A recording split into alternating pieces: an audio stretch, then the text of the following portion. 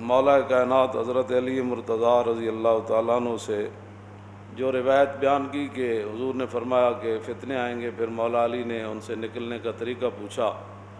عن الحارث الآور قال مررت فی المسجد فاذا الناس یخوضون فی الاحادیث۔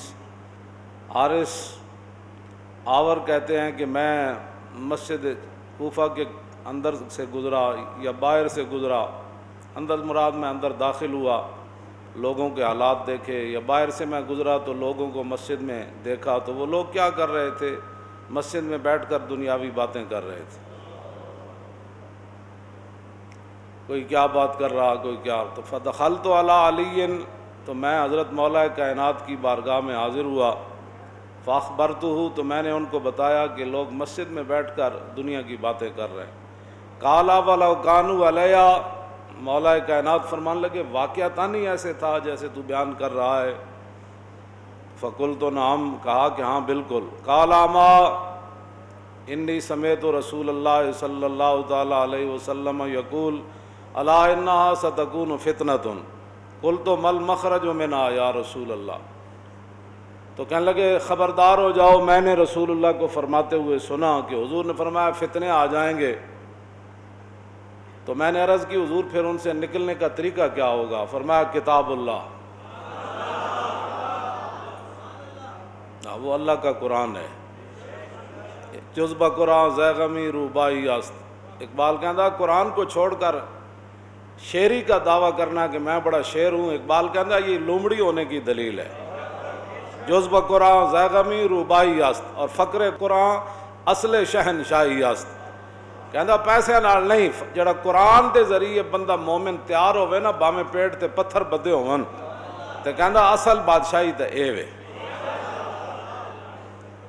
خار از تارک قرآن شدی، یہ شکوہ سنجے گردش دوران شدی۔ اقبال کہندا ذلیل تو ہویا قرآن چھڑ کے تے گلے کر رہا تو زمانے دے کہ حالات ایسے ہو گئے، تو حالات ایسے ہو گئے، تو حالات ایسے ہو گئے۔ نا اقبال کہندا کہ وہ معزز تھے زمانے میں مسلمان ہو کر، اور ہم خار ہوئے تارک قرآن ہو کر۔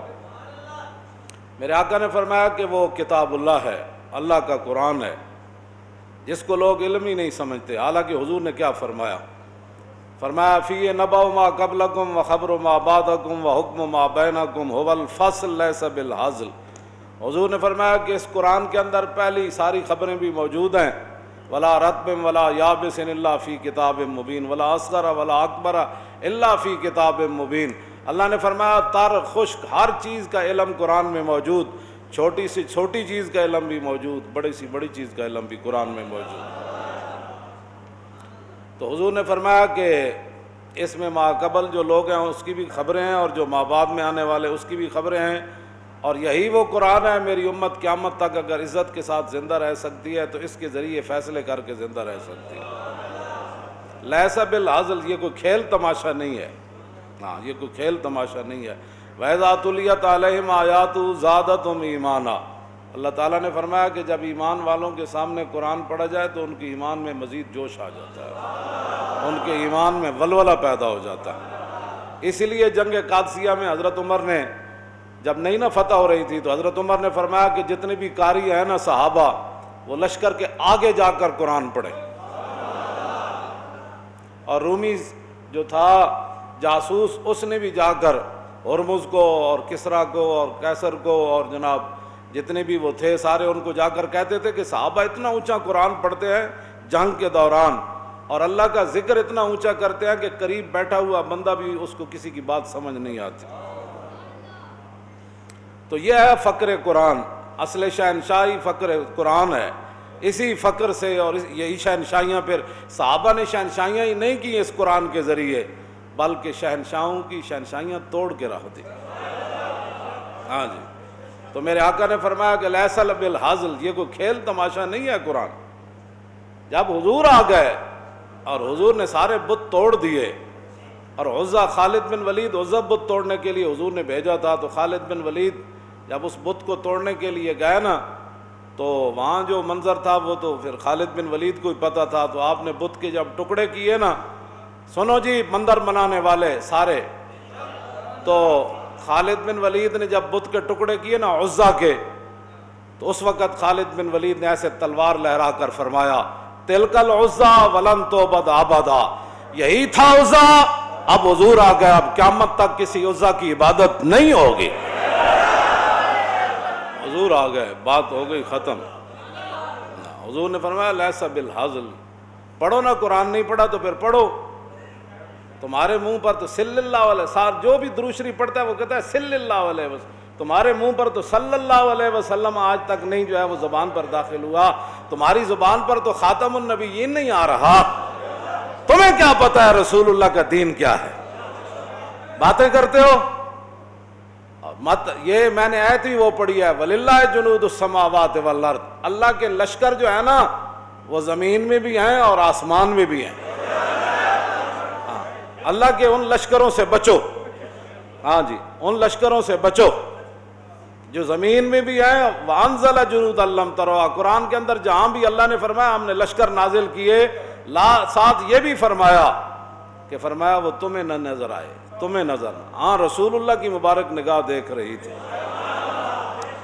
اور جب پہلی ہوا بدر میں چلی تو حضور نے فرمایا اب جبریل آئے ہیں، جب دوسری مرتبہ ہوا چلی تو حضور نے فرمایا میکائیل آ گئے، جب تیسری مرتبہ ہوا چلی تو حضور نے فرمایا اسرافیل آ گئے۔ یہ رسول اللہ، حضور تو دیکھ رہے تھے نا لشکر، جب حضرت مصعب بن عمیر شہید ہو گئے نا میدان احد میں، تو ایسے کھڑے تھے تلوار پکڑ کر، تو حضور نے فرمایا مصعب ادھر آؤ، تو وہ آگے سے مسکرا پڑے، عرض کی حضور مصعب تو شہید ہو گئے، میں فرشتہ ہوں جو مصعب کی شکل میں کھڑا ہوا۔ ہاں جی، تو رسول اللہ نے تو دیکھا۔ اور پھر حضرت حارثہ بن نعمان کہتے ہیں مررت علی النبی صلی اللہ تعالی علیہ وسلم عند المسجد وهو يناجي جبریل فقال جبریل یا محمد من هذا فقال رسول اللہ صلی اللہ تعالی علیہ وسلم حارثہ بن النعمان قال وهو احد المئة الصابرة حنین لو سلم لرددت علیہ۔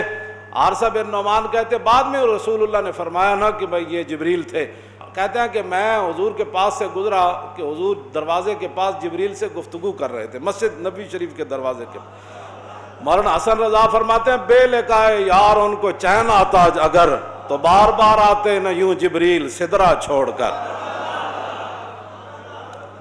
بعد میں جب حضور نے حارثہ بن نعمان کو کہا تو عرض کی ما کنت اظنو، حضور میں تو یہ گمان نہیں کر رہا تھا، میں تو سمجھتا کہ ان دہیت القلب واقف ماں کا، میں مجھے نہیں پتا تھا کہ جبریل آپ سے باتیں فرما رہے ہیں، میں نے تو سمجھا دہیہ قلبی آپ کے ساتھ کھڑے ہوئے گفتگو کر رہے ہیں، کیونکہ جبریل دہیہ قلبی کی شکل میں آتے تھے، صحابی رسول کی شکل میں۔ تو جب کہتے ہیں میں قریب سے گزرا نا تو انہوں نے جبریل نے پوچھا یا محمد من ھذا، یہ جو آپ کے غلام ابھی گزرے ہیں یہ کون ہے؟ فقال رسول اللہ صلی اللہ تعالی علیہ وسلم حارثہ بن النعمان، حضور نے فرمایا یہ حارثہ بن نعمان ہے جڑے ماں باپ دے گستاخن وہ بھی نال ایک گل سن لون۔ حضور فرماندے میں جنت وچ گیا تے میں سنیا ایک بڑا اچا قرآن پڑھ رہا بندہ، تے میں پوچھا یہ کون ہے جی؟ انہوں نے کہا جی حارثہ بن نعمان اچا قرآن پڑھ رہا جنت وچ۔ تے حضور نے فرمایا اچھا ٹھیک ہے، ماں کی خدمت کرنے کا یہی صلہ ہوتا ہے، ماں دے گستاخ سن لو، ہاں جی جڑے ماں دے گستاخ ہیں، ماں دے نال بندہ بھلائی کرے تے تے جنت بھی اچا قرآن پڑھنا بندہ۔ تے اے جی ماں میری بڑی ڈاڈی، اور ڈاڈی جمع تو تینوں اس نے ہے ڈاڈی یہ جیو جی ہے تو ماں تو تیری نا، تو جگر تو انہیں تینوں پلایا۔ یہ تو حضور نے فرمایا لوگ زنانیاں دی اطاعت کریں گے تو ماون دے نافرمان ہو جانا۔ یہ تو حضور نے 15 چیزاں فرمائیاں، جب سرخ آندیاں زلزلے آ جان گے، لوگوں دیاں شکلاں بھی مسخ ہو جان گیا، انہاں وچوں ایک جرم اے بھی ہے، ہاں جی کہ لوگ اپنی ماواں دے نافرمان ہو جان گے تے زنانیاں دے اطاعت گزار ہو جان گے۔ اے معنی نہیں کہ زنانیاں نو ڈنڈے نہ کٹنا، مطلب کوئی اس دا اے مطلب سمجھے، اے نہ زنانی دی جائی تے ماں دی جائی۔ اے اسلام جڑا اے اعتدال دا دین ہے، ہر کسی نو او دا حق دیندا ہے، ہاں جی اے نہیں مطلب ہوندا کہ حق چھین کے اسلام کسی نو دیندا ہے، نہ حق اس دا اپنا دیندا ہے۔ تے ماں باپ سبحان اللہ ماں باپ ہی ہوندے، جیو جے مرضی ہوون ماں باپ ہی ہوندے۔ تے جڑے لوگ ماں دے گستاخن او حضرت حارثہ بن نعمان دے اس عمل دے اتوں سبق حاصل کرن۔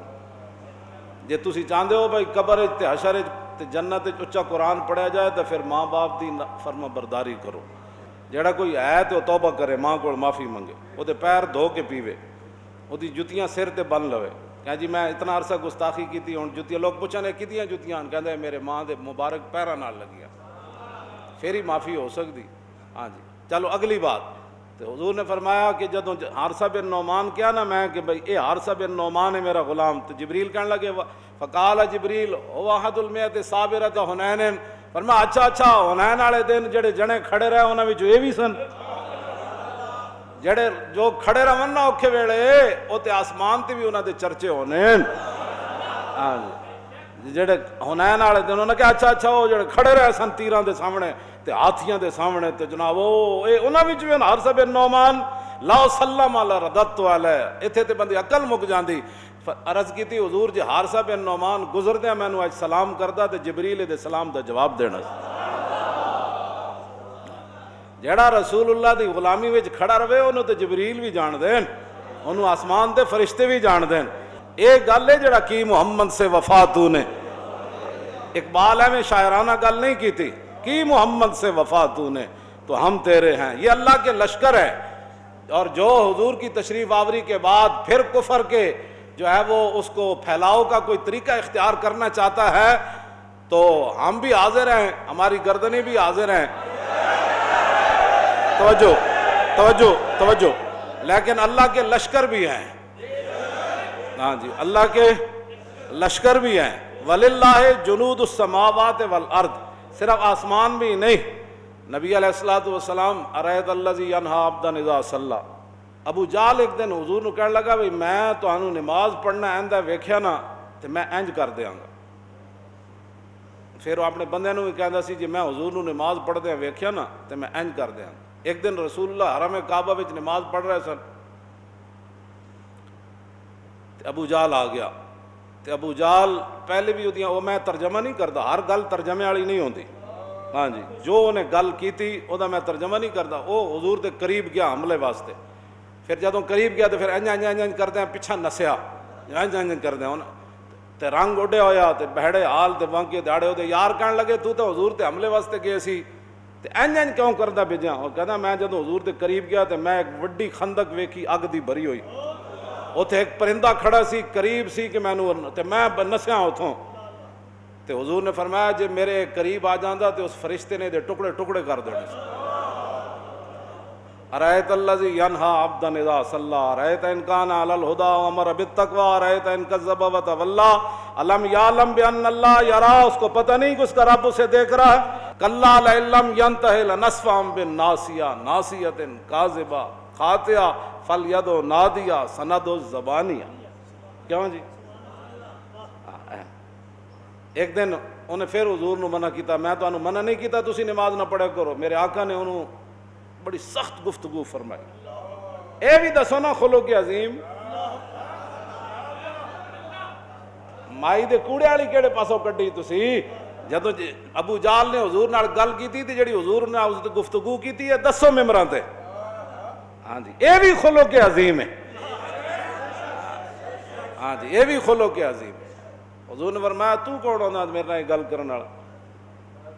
انہیں کہا تسی مینوں ڈانٹ دیو تے میں مکے دا سردار ہاں تے میں ساریاں وادیاں گھوڑیاں تے شاہ سواراں نال تے پیدلاں نال بھر دیاں گا تواڈے مقابلے واسطے۔ اللہ نے پھر کی فرمایا؟ کَلَّا لَئِن لَّمْ يَنْتَهِ لَنَسْفَعًا بِالنَّاصِيَةِ نَاصِيَةٍ كَاذِبَةٍ خَاطِئَةٍ، فرمایا ہاں یہ باز آ جائے، ہاں کَلَّا لَئِن لَّمْ، اگر یہ باز نہ آیا ابو جال باز آ جائے میرے حبیب دے نال ایک گلاں چھڑ دے وے، لَئِن لَّمْ يَنْتَهِ لَنَسْفَعًا بِالنَّاصِيَةِ، ہم اس کے پیشانی کے بالوں کو پکڑ کر کھینچیں گے۔ کیوں جی؟ حضور دے دشمن نو پیشانی دے بالا تو پکڑ کے کھینچنا، کیوں جی؟ فرمایا وہ پیشانی کی ہو جائی، کیوں جی؟ ناصیتن کاذبتن خاطئہ، وہ جھوٹی پیشانی ہے تے نال اور بڑی بدکار پیشانی ہے تے سند و زبانیہ، ہاں اب چاہیے کہ وہ سارے لشکر وہ بھی بلا لے، فل ید و نادیہ، اسے چاہیے کہ وہ اپنے سارے لشکر وہ سوار اور پیادے سارے لے آئے، سند و زبانیہ۔ اللہ نے فرمایا ہم بھی اپنے سپاہیوں کو بلا لیں، فل ید و نادیہ، وہ اپنی ساری مجلس بلا لے، سارے اپنے چمچے کڑچے بلا لے۔ اور سند الزبانیہ، اور ہم بھی اپنے سپاہیوں کو بلاتے ہیں، مراد اللہ کے فرشتے۔ حضور نے فرمایا جے میرے قریب آندا نا، جے میرے قریب آ جاندہ اس دن ابو جال تے دنیا دے ویکھدیاں فرشتے نے انہوں گرفتار کر لینا سی۔ اللہ نے فرمایا وہ بھی بلائے اپنی مجلس کو، تو سند الزبانیہ، یہ اللہ چیلنج فرما رہا ہے۔